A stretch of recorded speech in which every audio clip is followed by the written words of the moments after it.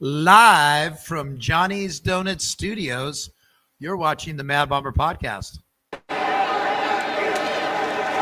to throw. Touchdown! Cliff Branch.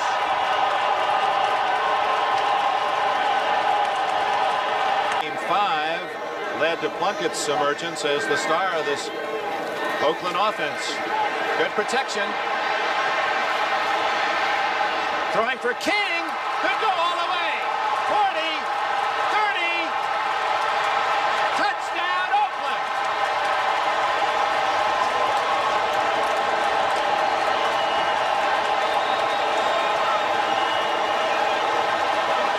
Took his time. Watch Plunkett. Look at the pressure. Carl Hairston coming right at him. Robinson on the backside. He scrambles to the outside. And the catch by King, fabulous. Has to turn completely around. And that, ladies and gentlemen, the longest touchdown pass in Super Bowl history. Barr to try the extra point. Bob Chandler. Play action. Going for 6 to Branch. Touchdown! He stole it away from Roynell Young.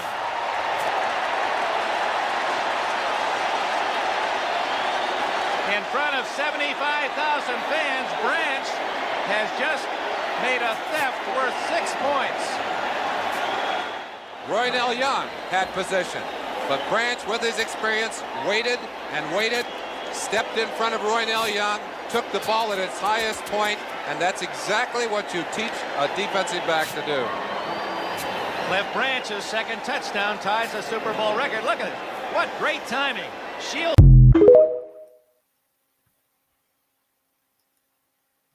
And that was fun to watch.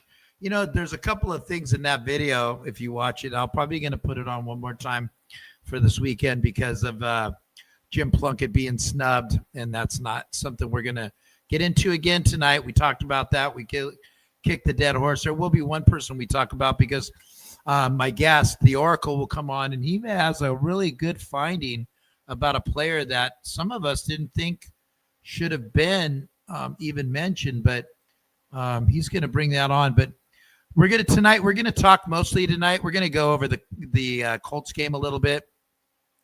We're going to definitely look at the Titans and Cam Ward. We're going to look at Geno. We are 2 teams in the bottom 10 of the league right now. That's going to be playing on Sunday. I can tell you that, and I still have confidence in Pete. But Pete's been outcoached the last 2 games. This falls squarely, the special teams fall squarely on Pete's shoulders. There's no physicality on this team. There's not a team that comes in and goes, you got to strap your chin strap onto these guys. These guys are going to knock you and hit you around. I thought I saw it in the Charger game. It looked like they were hitting hard, and it looked like there was some bullies out there. But that was really the only game I could probably say possibly the Patriots. I think we were up and down in game 1. You know, you're trying to find your way. But I haven't seen a physical Raider team in all 3 phases yet. The offensive line's played good in the last 2 games. I'm sure the Oracle's going to talk about that. But I don't see a team that's like hitting you in the mouth on every play. I think the linebackers do. I think the linebackers do.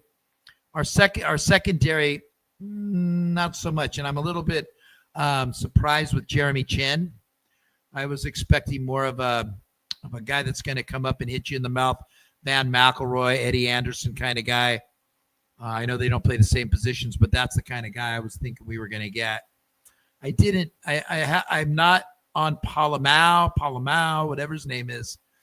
I am not on his bandwagon yet. And again, like I told you on Tuesday, I don't do evaluations till week 17 because I've seen lights go on in these players' head in the middle of a season. I've seen pass rushers like Malcolm Kuntz have 7 dead games, and the next thing you know, for the next 8 games, he's on a tear. And you're always waiting for somebody, for the lights to go on. And obviously we need the lights to go on to Gino this weekend. I mean, we should have this defense is ripe for the taking. Take away Jeffrey Simmons from that team. Arden Key's out. If you're a Raider fan, you remember Arden Key, right? No comments yet. $2.99 hot dogs. That'll help. Hey, does anybody remember the $2.99? Hey, there we go.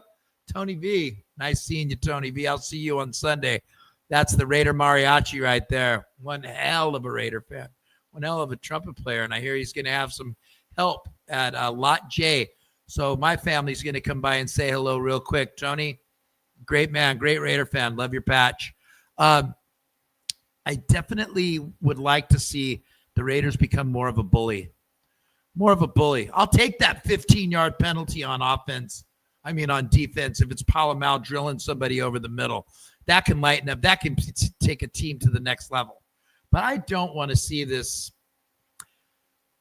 I mean, we're used to, even with Nnamdi Asomugha, we're used to guys in our secondary that can hit. Michael Hufford. He was a little bit like Palomal, a little slow, but could hit. And then we brought C. Wood back. C. Wood was just a crazy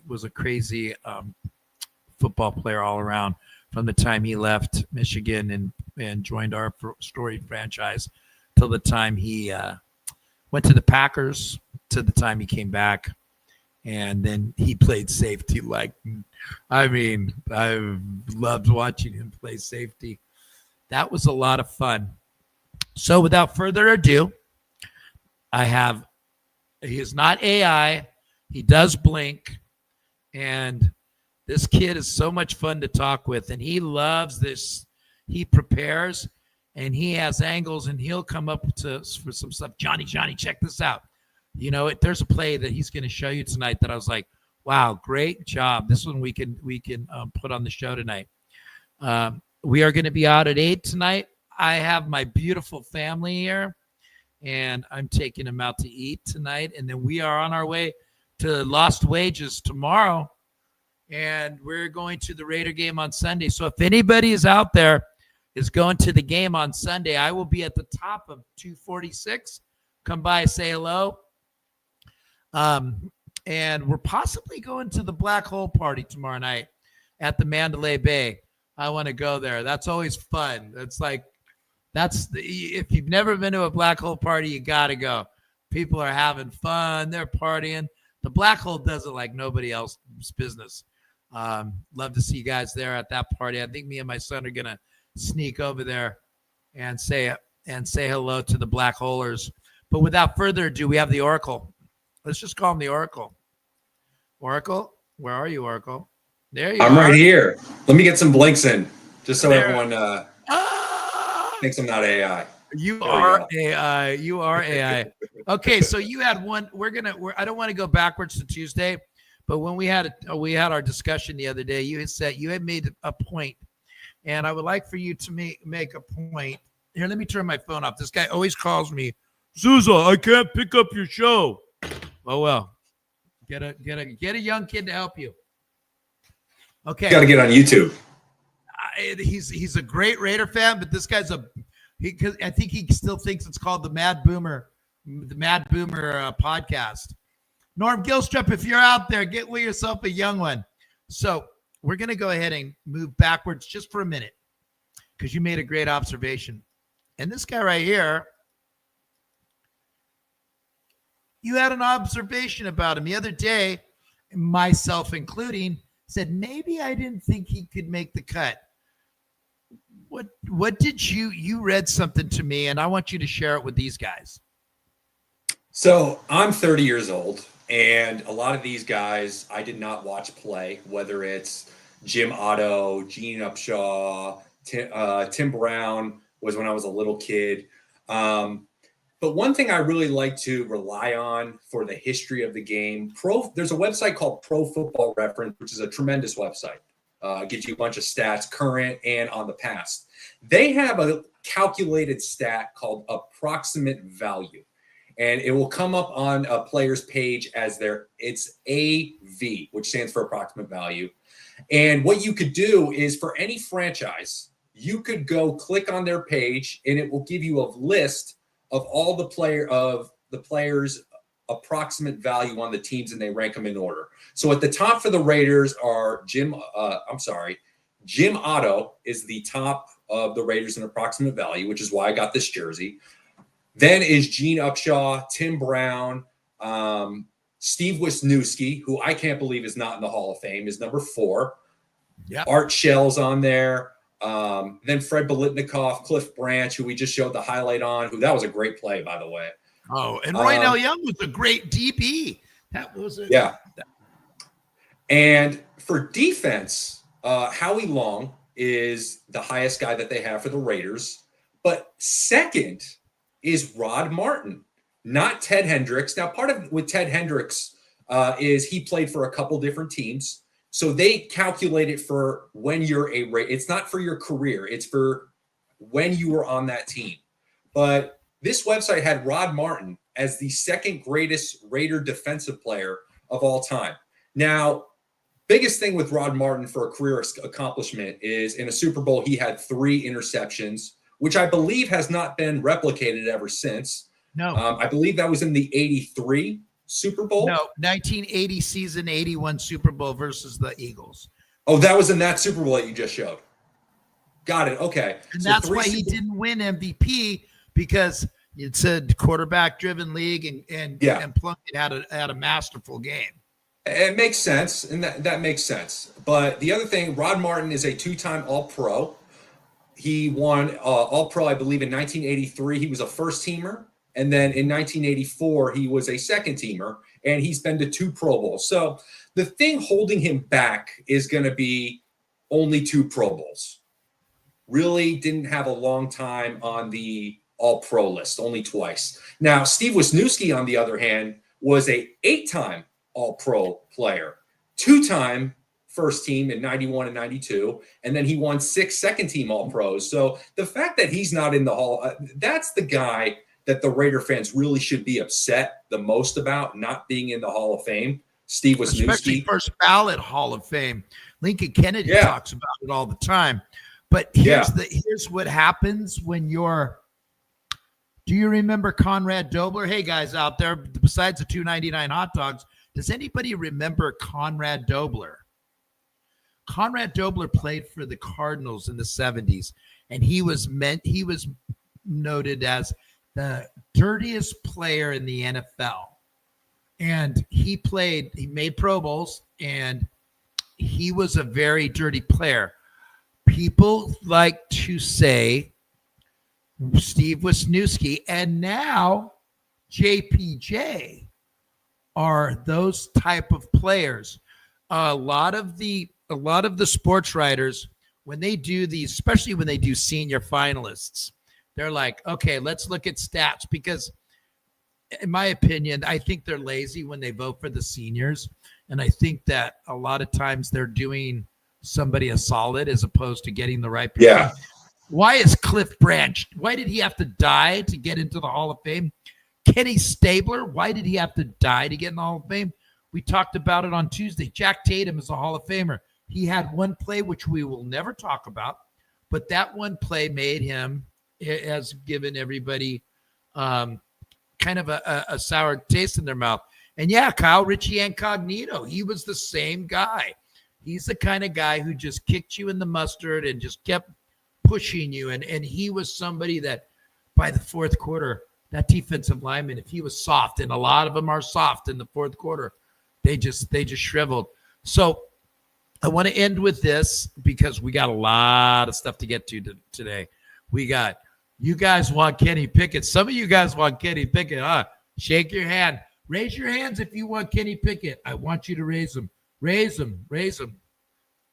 Not this old man. Not yet. Not yet. But we're going to go ahead and end with this. The Hall of Fame sometimes is not perfect, and I get it. Here's Dan Riley. Dan R. said he made it. He's a badass. Dan R. is a badass. And kiss your beautiful wife and Mikey. When it comes to the Hall of Fame, again, somebody slammed me hard the other day because I said Roger Craig should be in before Curtis Martin. And somebody said, well, he's got 14,000 yards. And I'm like, okay. How many Super Bowls did he win? Did he get into a playoff game and make a difference like Roger Craig? Did he turn? Look. Roger Craig was a guy who took over throwing to a running back. He invented it. He's a guy that took that route. They throw it to him. I think he had 1,000 yards rushing and 1,000 yards receiving in a season, which has never been done before. And that's back in the 80s. And Bill Walsh used him. So I said that. And I know it's not perfect because there's guys that made it. I mean, Lynn Swann made it with horrible numbers because he made a couple of catches in the Super Bowl. That's what you remember. That's what these guys remember. But Lester Hayes is we went over this. Oh, I love my son. Look at this. Derek Carr leads Raiders in passing yards. Should he be in the Hall of Fame? Oh, man. That's his way of saying Happy Father's Day. These kids love to rile me up. Yeah. You know what? I got to put the $2.99 hot dog and get there. I got a Jedi Knight, you guys. Yeah. So Good without relish, further too. ado, we're done with the Hall of Fame for this one. We're going to relive the Hall of Fame again in the off season. So that's it. Until we get look at Uncle Alan, $2.99 hot dog. Uncle Alan got a ticket today. This guy, he told me he didn't have money for a ticket for Sunday, and he finally found one. I love Uncle Alan. This guy's he's got to be Portuguese, straight up Portuguese. Uncle Alan, I will see you at the top of 246. Because see, when me and Uncle Alan go to every game, and me and Uncle Alan yell and scream, and Uncle Alan will tell the other fans, "Fuck you, sit down." He don't give a shit. Does he stand the whole game like you too? Yes, he does. He does his Nice. push-ups during the week. I make sure that he does cardio before he gets his ass in the game, and we stand the whole game. So without further ado, let's go ahead and watch the Oracle. Are you ready? Oh, I'm ready, yeah. I know you are. Been ready since Monday. And here we go. Hold on. Charles, look at this guy before we go Tucson. on, Charles Arterburn, he's in Tucson. I mean, some people have to live there. I mean, the world needs ditch diggers too. And he used to go to all the Raider games with me in the 90s. And I tore my Achilles tendon playing tennis because I was really good at it. And he used to push me in a wheelchair to the Raider games. And he would just he would try to, I know he tried to hurt me. I know he's a hurtful person. And he would try to hurt me. And he would take me and when you get in a wheelchair, they take you right to the front. That's the reason why we stand all the time, because we figured, why sit in our seats when we could stand here in these killer seats? But that's him. Okay. All right. We'll get back to you, Charles. I know you're talking shit, and I'll get back with you. So here we go. We're going to go ahead and start looking at what the Geno misses. And there's a few Geno misses. And the Oracle has some stuff we're going to talk about. Let's go ahead and watch the first video. First film breakdown. Stop. Okay, let's look at Jordan Meredith. Woo! Look at that. Comes off. Look at JPJ. His guy's right around the 20. Okay, Oracle, take it from here. Well, cover 3, and again, a big theme with Geno. And the defenses are really seeing this, whether it's a tip pass or the secondary players in the back. Geno is staring down his receivers. He is not being understanding of, hey, I got a clean pocket. Now, earlier in the season, Geno was facing a lot of pressure, especially on simulated blitzes. So maybe his internal clock is sped up a little bit and he doesn't trust his O-line. But when he has protection, he needs to say to himself, hey, I have protection. I could scan the field and I could find Trey Tucker, who's here at the bottom of the screen, who's going to run a 15-yard dig, and he's going to be wide open. I mean, you got the safety, and this looks like it's cover 3 right here. Yeah. So the safety's going with the guy who's running the kind of like a corner route from the slot. It's a tight end running a corner route, and how many safeties go ahead and double the tight end. They're covering him, and I'm sorry to jump in, Oracle, because he's staring him down. Exactly. And then this is a safety or a linebacker, the player at the second level, he's going to back up because he's reading Gino's eyes too. Yep. And he's going to go right to it. So Gino, this is a bad, Chip Kelly, Pete Carroll could go to a press conference and say things like, well, Gino's not the one calling the plays, but Gino's the one reading the defenses, and he needs to be able to see double coverage, don't throw here. Maybe my best receiver, Trey Tucker, is going to come open on a dig route, and I'm able to get, because this would have been a touchdown right here if he would have. Look at that pocket, great pocket, and people have been complaining about the Raiders O-line, and look, I think it's actually improving a little bit. Oh, absolutely, it is. There's some play we're going to talk about. There's some plays that they still need to work on communication a little bit, but this is a touchdown opportunity right here, and they just missed it because we throw it into double coverage. And then watch in the middle of the field now, because you're right. They're reading out to which is the number 2 tight end, which I thought was brilliant because he did get some catches in the game, and he was open after he did a couple of rub routes, where he did a block and then went out and then rubbed out to the flat. He was open. That was a great plan to get somebody that's never been on the field the ball. But watch Ian Thomas in the middle of the field between the hash marks, between the 10 and the 15. Yeah. And that just right there is just sick, makes sick to my stomach in real time now. Perfect pocket. Perfect pocket. And that's just a missed opportunity right there. And look, hopefully the Raiders are able to go spend this week looking at the film. Gino's able to say to myself, hey, I need to trust my O-line a little bit more. I need to be able to sit back, read the defense. This Tennessee defense, they have Jeffrey Simmons, but besides that, they don't have a ton of great players as well. The Colts, they don't really have a ton of great players. They're being mostly carried by their offense and being able to play complementary football because of Jonathan Taylor's effectiveness. But this is an opportunity for the Raiders to really get right in this game. This is not a good Tennessee team, whether it's points per game. They're tied with Cleveland for the worst amount of points per game in the league. Whether it's yards per game, they're 31st. And then in passing yards per game, they're 32nd. Now, Cam Ward made some good throws last week, but kind of like his college career, he makes some good plays, but he makes some bad plays as well. So hopefully the Raiders could capitalize on the bad plays. Yeah, and when I'm looking at the stats right now, and he only has 2 touchdown passes this year with 3 picks. His drop back success rate when he does a drop back pass is 34%. Only Joe Flacco's worse. So this is a team that not only you should beat, but you should dominate, especially with, and we just got great news. We got Michael Mayer back. Michael Mayer's going to be back on the offensive side. No Brock Bowers, and I think they're doing the right thing with Brock Bowers. Me too. I think next week we're playing Kansas City.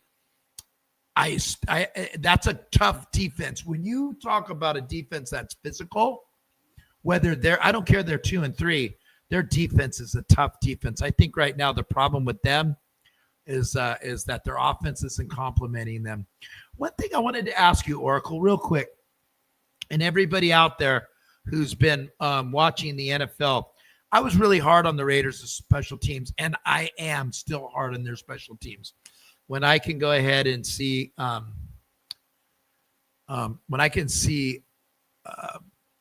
passes, kicks that are being blocked, and we had that one against Indy on the punt block, and then we had return issues.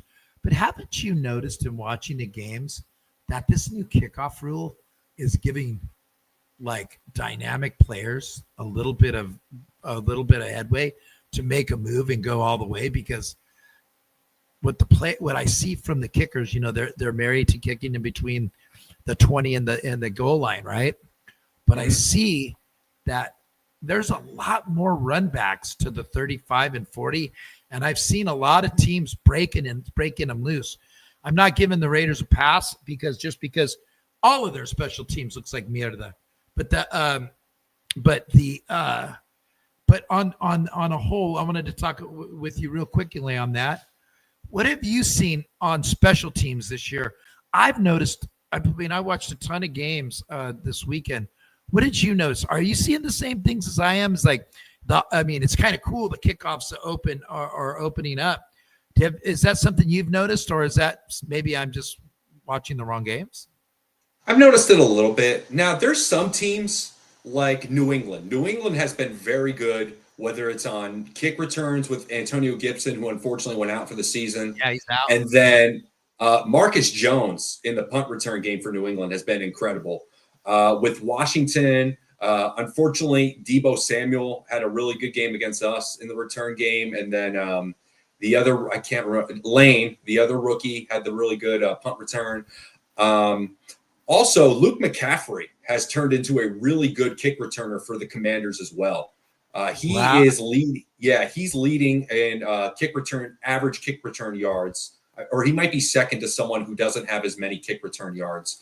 But there's a couple teams that are really and here's the thing with special teams. Not every team practices special teams the same amount of times. There's some coaches that have a philosophy of we just want clean exchanges in the kicking game. But this new rule of them getting the ball at the 35, if it's a touchback or you kick it out of bounds, it's really incentivized some teams to really take it out, or it's incentivized the kickoff team to really kick it in bounds to ensure that they could stop the guy maybe at the 25.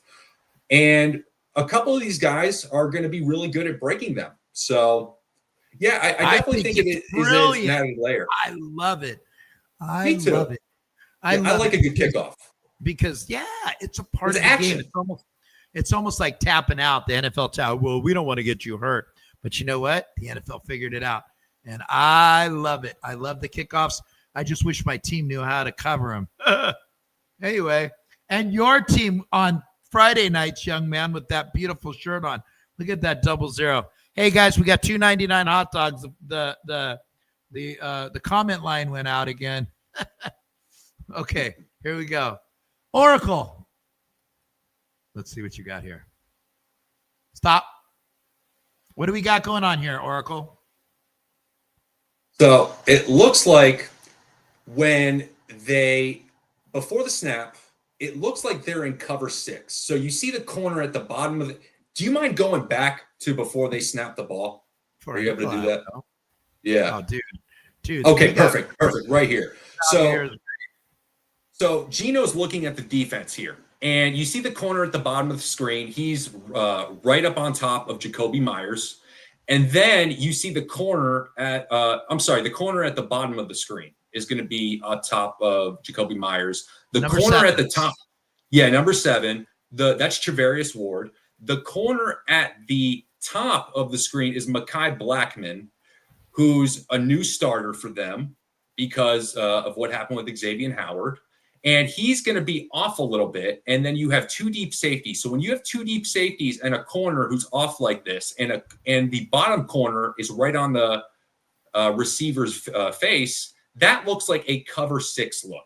So it looks like you have the corner at the top of the screen who's going to back off into cover 4. And then you have the safeties playing cover 2. So 4 plus 2 is 6. So it looks like cover 6.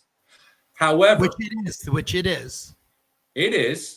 However, post-snap, once he snaps the ball, Latu is going to drop into coverage, and then you're going to have the nickel corner who's going to rush the passer. Now, whenever you see a blitz, and this isn't a blitz because it's a 4-man rush, it's just a different way of rushing the passer. Right. But Gino sees the nickel corner guy come, and he thinks it's a blitz. Now, whenever you see the blitz, you want to throw into the blitz. That's why Gino's going to immediately stare down Dante Thornton. However, what you would call a hot read. A hot read. However, Mekhi Blackman at the top of the screen, he's not even going to his guy. I believe that's Tucker at the top of the screen. So this is not cover. Even though it looked like cover 6, It's cover 2 now post snap. You have the 2 deep safeties, and then you have Mekhi Blackman, who's playing the flat, but he knows Tucker's going to run a vertical route, and he knows the safety is going to pick that up.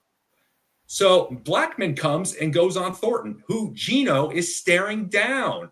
So people could get mad at Thornton all they want about he should have caught the ball. Geno should have never thrown this ball. That's what they were pissed about. They said he didn't go back to the ball. Let's watch it from this angle too. Watch this angle, because this is where you're going to see. Yeah, so look at 97 right here. He drops, and then the nickel corner comes in, and Geno gets rid of it fast. But you got Mekhi Blackman, who's watching Geno the whole time and makes a play on the ball. And if you go back, Trey Tucker is wide open. It's cover 2. So the safety towards Tucker. So look how much space Tucker has between the safety right here. If Geno would have, again, it's a 4-man rush. You don't have to rush this throw. If he's able to relax, take his time, analyze the defense, he could have ripped the cover 2 hole shot to Tucker. But instead, he rushes a throw, and then Tucker's one-on-one with the safety, which could be a touchdown. Yes, and that's kind of where we're at. We're going to watch this whole play over. Go ahead, Oracle, because we're going to see the end zone too. And you know what? I want to show something real quick, because I see this everywhere on the Raiders team.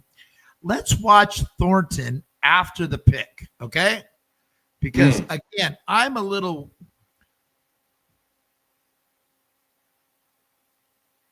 Loafing. I mean, kind of. It didn't. Yeah. It didn't take the right angle. Again, I just feel like, here, watch it again.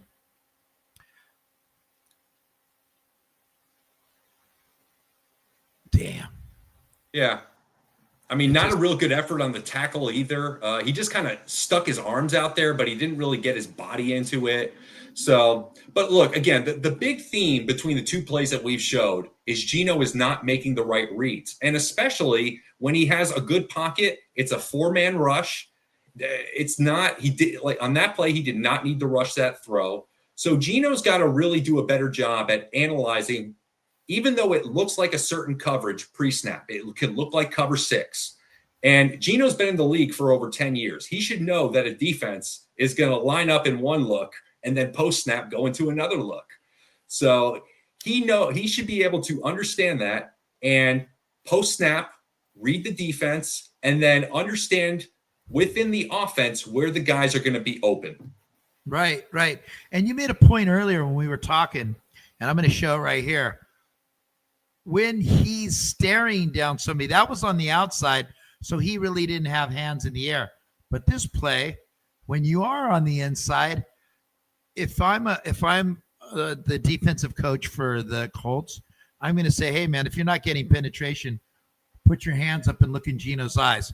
And this is what happens here. Okay. See that? And this right here. Another clean pocket. Another clean pocket. And let's go ahead, and because realistically, the Raiders got jobbed on this play. Okay, because right now the game is 14-3. We're going in for a touchdown. And if you watch the top, there's going to be some red dots in the end zone. That's Jack Besh wide open. But you're going to see right here, we're going to go back. He jumps off sides. Okay. That or a neutral zone infraction. Could have thought that was a free play. I'm not going to say he can or can't, but right here, right there, just because right there. Sorry, guys, that's a flag. That is just bad. Okay, so let's go ahead. I got it.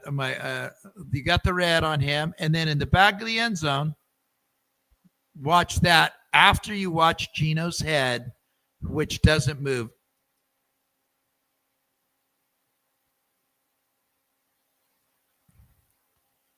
And boom, story over. And that's kind of I wish I had another shot of that. But you made the point earlier about hands in the air. Go ahead and let them know. So with the hand, when Geno's getting his pass tipped at the line, a lot of times when Gino is focused in on one receiver and his head is looking one way, it's not just the secondary players that are watching Gino. It's the defensive linemen that are picking up on it too. In the Bears game, Max Crosby did a really good job of knowing when to stop his rush and be able to just stare down Caleb, because Caleb, he could understand when Caleb was staring a certain way, and he was able to get his hands up really quick there. But that's exactly what happens to Gino. I believe it's Grover Stewart for the Colts on that one. And he's able to stop his rush.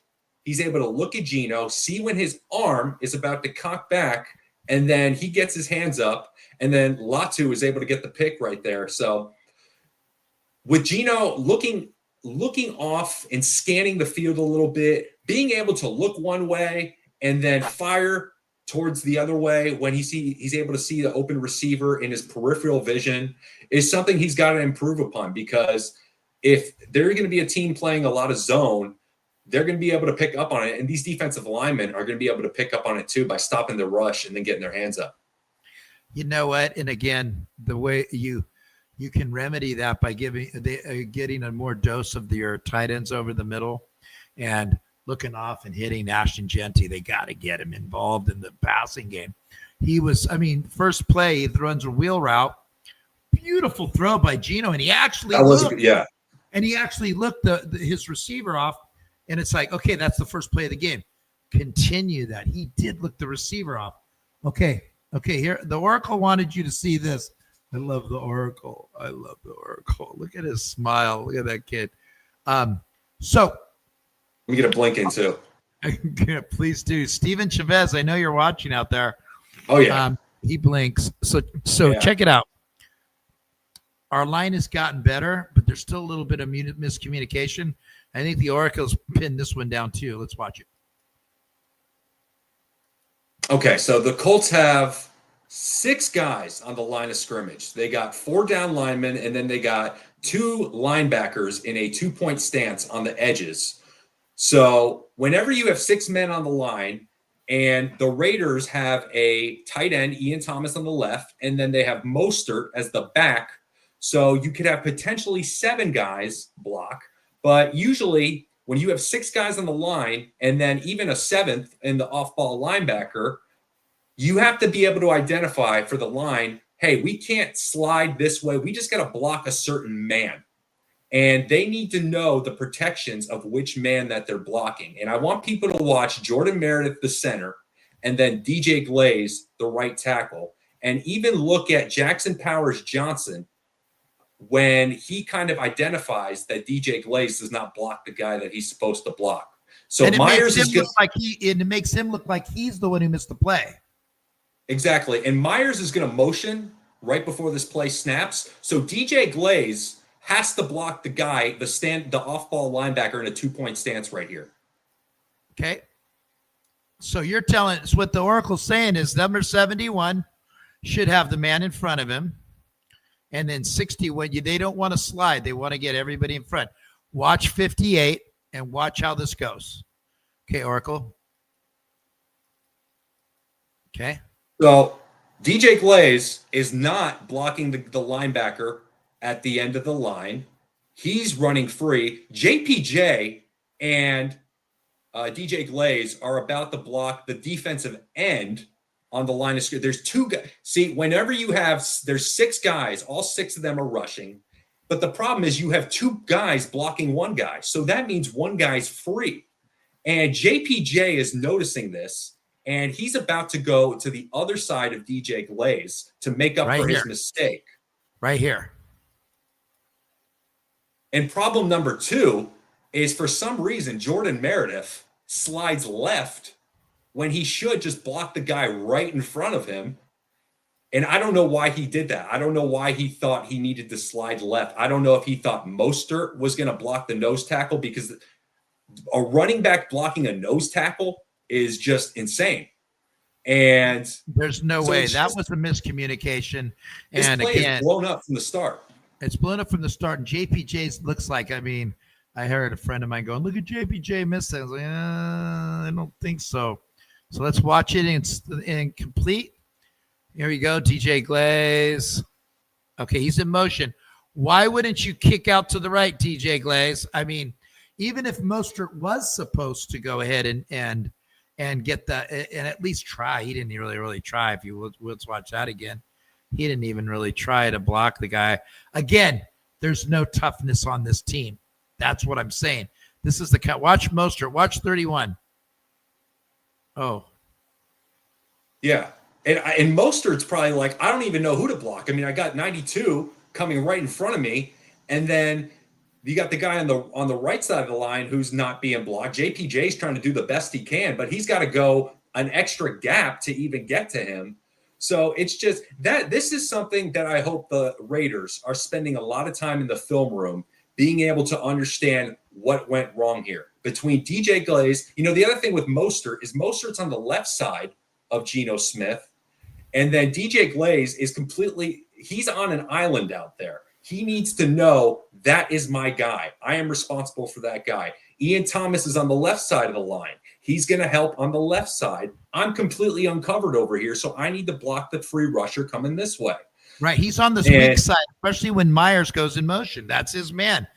Person closest to you. I agree. Yes, Deanna. I don't know what Meredith's doing there. I mean, I love they like him. They like him. You know what? I look, and I'm a Raider homer, and I know that, and everybody says that, and I love it. And you know what? Always be a Raider homer until week 17. Always. And then I'll let you know what I think. But the Jordan Meredith, I really thought he was better at guard. He played a lot better at guard last year than he did in center this year. For some reason, they like him, and they like him a lot. So I guess we're going to have him for a while. Okay, so the keys to the game. Say it, key to the game. Peyton Hillis is the key to the game. Peyton Hillis. It's an inside joke with me and my dipshit kids. They laugh at me because when a couple of years ago when I was at the Raider game, the Broncos and Josh Jacobs played like shit. Like the first, there is Peyton Barber. Oh, it's Peyton Barber. Look. Oh, I remember Peyton Barber. Yeah. He played. I remember he played at Auburn. Yeah. He was from Auburn. Check it out. Yeah. And didn't he play for Chicago? And then so Peyton. I think a lot of guys have played for Chicago. A lot of players have played for us. So these they called me at halftime. Dad, what's going on? I go, Jacobs looks like shit. The key to the game is to get him in. Look at the dipshits and don't stop. Oh, he said God. That the key is to get Peyton. I go, the key is to get Peyton Barber in there because the holes were wide. Josh Jacobs was just slow. So the keys to the game, the Peyton Barber to the game. Okay. Well, so I believe I'm going to go ahead and say it's right in front of me on matchup comparisons. The Raiders can stop the run, which means that, even though Jonathan Taylor had 3 touchdowns, he had one of the worst games in his career as far as yards per game. He had a 3.8.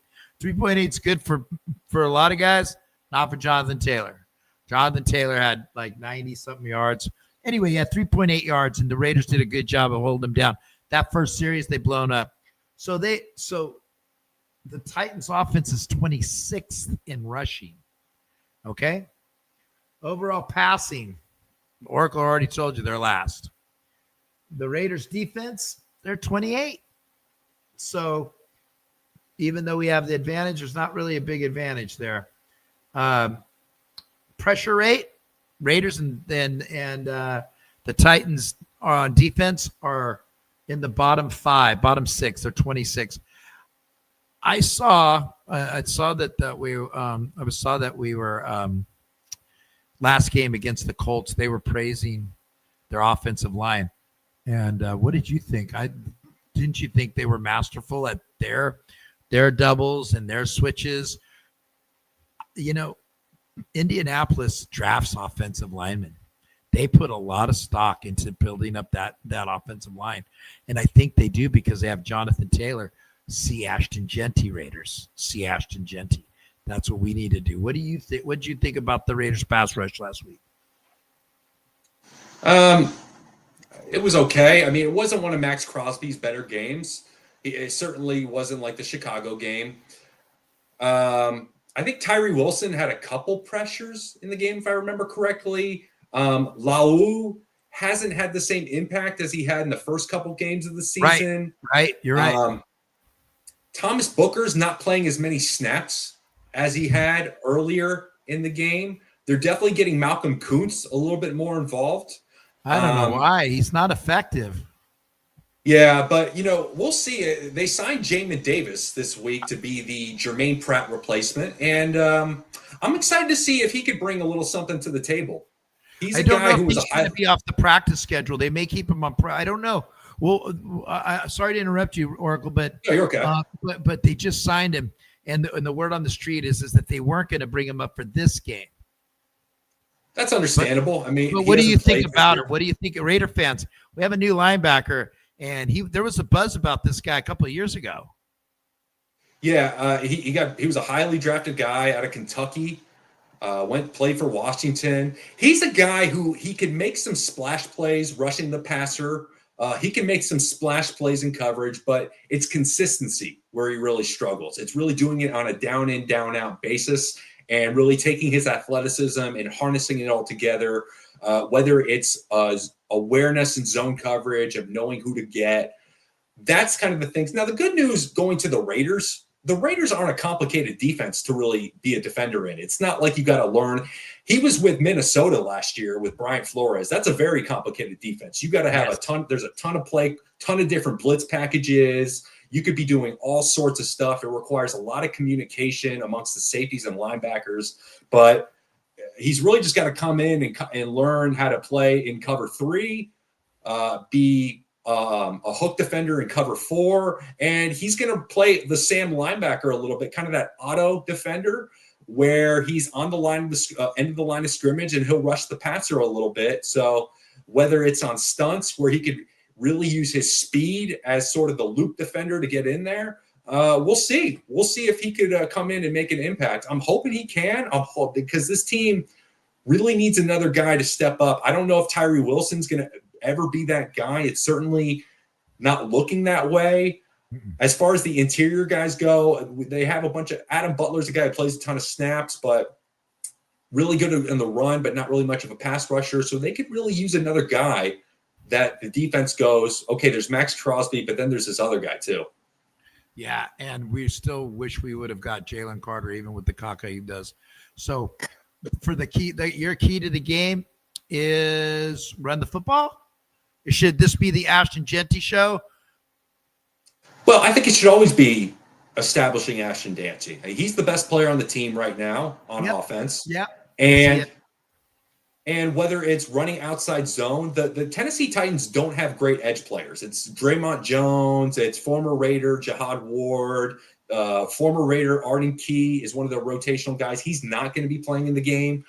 The best player on the defense for the Titans is Jeffrey Simmons. So avoiding him at all costs. And that play we just showed where the Raiders blew that protection. If that's Jeffrey Simmons and they don't block him, it's going to be curtains for any play that they do that with. So on defense, they definitely got to make sure they handle Jeffrey Simmons. Another guy on defense is Cody Barton for the Titans, where he was drafted by Pete Carroll in Seattle. Yep. And he played with him for a couple years. And maybe Pete Carroll knows some of his weaknesses and is able to go to Chip Kelly and say, hey, let's try to run this play because Cody Barton really struggles with picking up on this. So whether it's maybe a dig with Trey Tucker, maybe he's not able to handle the speed over the middle of that. On offense, the guy that the Raiders really got to keep intact is Calvin Ridley. Make sure Calvin Ridley does not make a play down the field. Calvin Ridley and Cam Ward were really able to build a connection in the Arizona game, especially down the field. And that's the number one guy that they got to make sure does not make a chunk play. Tony Pollard is a guy who gets a lot of touches. He gets some yards. So, yeah, this play right here. Well, before I go to that, I want you to go ahead and we're going to watch some Cam Ward. But Calvin Ridley, would they put just man Stokes against Ridley, or are they going to try to find Porter by himself? Because I got to believe they're really high on Porter right now, just by what I've heard in the press conferences. Yeah, and he had a high PFF grade, but that doesn't mean shit because he didn't really get thrown They liked the way he moved. I saw some plays where he looked good. I did also saw a play where he stood there on one of Jonathan Taylor's touchdown. I didn't like him not move. Again, there's a lot of people, and I blame this on it. This is the second youngest team in the NFL. Let's just slow down. I know we got Geno Smith, but we are the second youngest team in the NFL. So we got to slow our roll. But I don't know. Do you teach physicality, or is it an aura? Is it your leaders teaching it? Is it your coaches teaching it? I think it's always been a part of the players wanting it more than the other team. I don't know that. I think it's a combination of hiring the right head coach that's going to preach physicality, but it's also on the scouting department too. I mean, the scouting department and the coaching staff really have to work hand in hand, because the scouting department's got to go around and say, hey, we should bring in this player because this is a player that's going to really mesh with what the coaching staff wants. So when you're able to align those two together, that's how you get toughness, a tough culture, and a tough-minded team. So it's really a marriage of the two. Got you. All right, let's watch this play. Here is your quarterback against your Raiders. This is the quarterback Titans against your Raiders. This is a play against the Cardinals this last week when they pulled out the miracle. That was a miracle game. I don't know how they won. Man, I've never seen anything like that game. The Cardinals just pissed this game away. You talk about a team with no heart. They have no heart. So here you go. Coverage is decent. And look at that throw. Man, wow. That's a sweet throw right there. Cam Ward, last year when we were at the very last Raider game, they had the Shadur versus Cam Ward, and I went to the Black Hole party that I'll be on Saturday night. Me and my son Kyle come by and say hello. I'll have the Ace hat on so you can't miss me. But Cam Ward, Charles Woodson said, I just talked to Coach. And Coach said that he's the greatest quarterback that ever played at Miami. He was talking about Jimmy Johnson. And so let's watch that one more time. Let's see this. Yeah. There's definitely a lot to like with Ward. The two big things with Cam Ward, even when he was coming out of college, he makes some great throws with anticipation. And what that means is he's able to throw a guy open, and he's able to, before the receiver even becomes open, he's able to cock back and start his throwing motion. And as the ball's in the air, that's when the receivers come open, and it's able to be a pitch and catch to where right before the defense is even to make a play in the ball. It's kind of being proactive. And some guys who don't throw with anticipation, they have to see the guy open over the middle of the field or on the sideline before they throw the ball. And that gives the defense an advantage because the defense is able to close in on that when a guy's open. But when you're able to make a throw before the guy's open, that's way harder to defend. And the other thing with Cam Ward that's really impressive is his touch, like the throw he made there to Gunnar Helm. Now, the thing with the Titans is they're going to start two guys. They have Alik Ayamaner, and the guy he made that throw to is Gunnar Helm. Both those guys are fourth-round rookies this year. So it's not like this is a team that has, if anything, it might be one of the worst teams in terms of weapons in the NFL. But when Cam Ward makes throws like that, I mean, you can't defend that. So there's a lot of good to Cam Ward. The thing with Cam Ward, and the reason they're last in the league in passing yards, is he'll make some plays where he'll just try to do a little too much. He'll dance around the pocket a little bit. He's one of the most, I think he's up there. He might be first or second in terms of being sacked. So, and it's not even so much on the offensive line. It's because, and when you don't have great weapons and guys aren't getting open, you're going to get some coverage sacks. But he tries to do a little bit too much, and that could lead to bad plays as well. And there's also plays where he throws with anticipation, but he won't make an accurate throw. So I don't think this is a game where. Yeah, go ahead. Let's watch this one. This one right here. Go ahead, Oracle. I'm going to go ahead. We'll show you what we got. Yeah, so it looks like cover 0, but then the linebackers dip out, so it's a 4-man rush. And then it's cover 2 on the back end, and Cam Ward is able to just rip one down the seam to Calvin Ridley. And Calvin Ridley has had some drop issues, but he makes this play right here. And this is phenomenal. This is just he throws this ball with a lot of velocity. He's able to get good torque. That. That's a beautiful throw. That's a beautiful throw. I believe that that kid's going to be good in the NFL. I mean, he doesn't have a running back. He doesn't have any, but he's got Tony Pollard. You know, realistically, he doesn't have anything he can't. That's even close to a big time running back. Okay.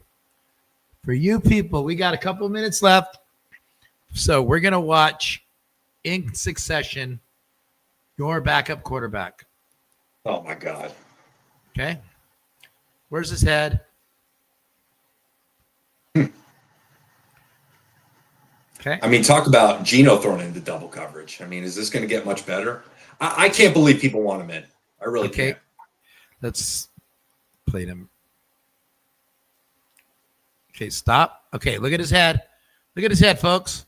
Look at the defensive. All the defense aren't even looking at their players. They're looking at him. Look. He throws Look at it the right safety. to Frankie Luvu Look here. at the safety. Yeah, look at the safety coming in. Yeah. Boom. Gee, doesn't that look the same as what we got? I mean, it looks the same, but at the same time, you don't get the Geno Smith does make some good throws. All right.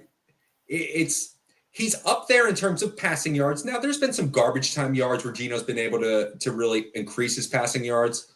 But look, I think this is a game where Geno could really go out there and quiet the noise a little bit of whether it's looking for a quarterback in the draft or trying to get Kenny Pickett in there or waiting for Aiden O'Connell to come off of IR. I think this is really a game where he could go out there and he could make some improvements a little bit. And look, I think the Raiders spent not a lot of money, but they spent decent money on him. Do you really just want to hook him after a couple of games? I don't know. No. 18, give me 17 games. Look, man, the common denominator with this team is get rid of him, get a new coach. Go back, guys. You want to look at the Rich Gannon years? In 97, we had Jeff George I think he had like 40-something 100 yards passing, right? Gruden had him on the team in 98 for like 2 games and got rid of him. Brought in Gannon. Gannon didn't have a great year in 98. Didn't have a great year in 99. I mean, he had a good year. Then the Raiders got Tyrone Wheatley, got big old powerful running back. They got some pieces for him. Went out, got Andre Rison. Remember Bad Moon Rison? Loved Andre Rison. Got Andre Rison in the 1980 season. 2000 season. And went 12-4 with Tim Brown, Andre Rison, and Ricky Dudley. And they lost. When did Jerry Rice come aboard? 2002. Okay, yeah, he was on the team that went to the Super Bowl. Could have been 2001. It was 2001 because 80 was number 80. Andre Rison used number 80, and then Jerry Rice took over 80, and it was 2001. I believe Jerry Rice was on the. You know what? I may have been 2002 because I'm trying to think if he was in the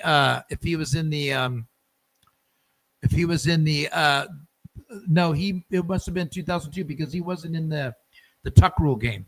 Jerry Rice wasn't in. James Jett caught a touchdown, and that was the game that Tim Brown. If you really want to get pissed off, Tim Brown dropped a 3rd down pass. It was a snow. Tim Brown catches that 3rd down pass. We got a ring. And he didn't. And then another 3rd down, he came up short. Watch that game. It'll piss you off. I'll never watch it ever. And I agree with you, David Freitas, the Portuguese. It is a brand new offense for Geno. Give him some time. I'm giving him the whole year. Look, even if he pisses the bed for the next couple of games, and then he gets on a roll and gets on a roll and gets on a roll, and they roll. If you remember the 1999 Raiders, we beat Rich Gannon came back and beat the Chiefs to knock them out of the playoffs and get us to 8-8 at that time when it was a 16-game season. And we were on a roll for the next year, which got us to 12-4 when we finally took over the Chiefs. So it's not one of those things where you're like, get rid of him and see what you got. You know what? He's going to be here next year with his contract. it would be too much dead money. And I believe that Davis is about tired of paying coaches and this guy. What I'm worried about for the rest of the year, Oracle, is I want to see some toughness out of this team. I don't like the lackadaisical candy ass play that I've seen. And if you're a tough team, you'll see that on special teams. You'll see guys that are almost, getting penalties because they're coming in too late. I don't see people piling on when the Raiders are doing any kind of punt returns. I mean, punt coverage or kickoff coverage. I don't see guys almost getting penalties. I don't want them to, but what I'm saying is I don't see people flying around. And I watched the 0-4 Jets and are they 0-5 now or are they 0-4? Yeah, 0-5. The 0-5 Jets, and I watched their special only winless team. And they're just like, they're playing hard. They're really playing hard. And I don't see that with the Raiders. So with that, it is 8:00 and it is time for Johnny to go get his Geritol. And next week we'll have, are you available next week, Oracle? Oh, yeah. This guy's the best. I love him. Oh, yeah. His contract, he gets paid heavily. He's like Raheem Mostert. He's got a 1.5 and then I have to pay him per week. This is great. So final score, Oracle, give me your final score, and then I'll give you mine, and then we are done for the night. I'm going to go 28-14 Raiders. I think they win by 2 touchdowns. I got a feeling that it's going to be – where the heck did that happen? I have a feeling it's going to be 32-13 or 32-20 on a garbage end. I think that we are going to have a good game against Cam Ward. Yes. I do. I believe that we've played some pretty good teams, and we had 2 blowouts. I got a feeling that Max Crosby's going to get loose. I got a feeling that front line's going to get loose because they're hearing it right now how shitty they played last week. So I'm going to say 32-14, 32-13, 32-20. Oracle, always the best. I just want to let you know, if you guys could go on YouTube, if you can, subscribe and like. I love the Oracle. The Oracle right now is getting run by a lot. I'm on Twitter, X, whatever you guys call it, and he's becoming a household name by some of the bigger guys that are on Twitter. So I wanted to congratulate you. I mean, I know you don't care. You're not that kind of guy, but there's people noticing your brilliance, and all of our friends. You are now you're the new king of the street. This kid knows his stuff. I mean, I know my shit, and I don't even hold a candle to this guy. This guy is really, really a positive force. And not only is he smart, he's a great human being. He really is. He does a lot for a lot of people. He's there for a lot of people. Again, Oracle, love having you here. And again, we're going to say Raiders. You don't have to say it, but on 3, I'm going to say it because that's my team. I'll say it. Attaboy. Here we go. 1. No, Raiders on 3. Raiders on 3. 1, 2, 3. Raiders. Good night now. Now it's Siani to the left. Biletnikoff to the right against Marsalis. Back is Lamonica. Throws for Biletnikoff. Touchdown Raiders! Biletnikoff is having words right now with Marsalis. Fred caught that ball after quite a physical battle with Marsalis in the right corner of the end zone. He went on out of the end zone, and then instead of slamming the ball into the turf, he ran back in about 10 yards to where Marsalis was and defiantly slammed it in the turf in front of Marsalis. The 2 tight ends are lined up as tight ends. Back goes Darrell to pass. He's looking for Smith, but instead goes down the middle. Chester, touchdown Raiders! Holy Toledo, what a great call! 19 yards and a Raider touchdown to make it 22-3. Chester had gotten free at the 5 and was all alone in the end zone 2 yards in. The Chargers now have a brilliant opportunity to put this game away. Here's Williams to the left, Garrison to the right, flanks right, Charlie Smith out to the left as a wingback, leaves only 1 back to block, that's Hubbard. Lamonica back, gets fine blocking, now he throws down the middle, Branch at the 20. at the 18, tripped up, keeps going, reverses to the 15. He's at the 10. He dances down to the 9-yard line. First and goal to go Raiders. 1 minute and 30 seconds left to go, and hang on to your hats. Branch is still in. He goes to the right, slotted inside Biletnikoff. 5 defensive backs in there. Lamonica gives to Smith, sending him to the left. He's got Upshaw in front. He's at the 5. He's at the 2. It's a touchdown Raiders! Charlie Smith from 9.5 yards out. Oakland has gone in front. Clarence Davis is in for Charlie Smith. He's a deep threat on pass reception. Back goes Stabler to pass. Steps away from the rush. He's going to run up the left side. 30, 25, 20, 15, 10, 5. Touchdown!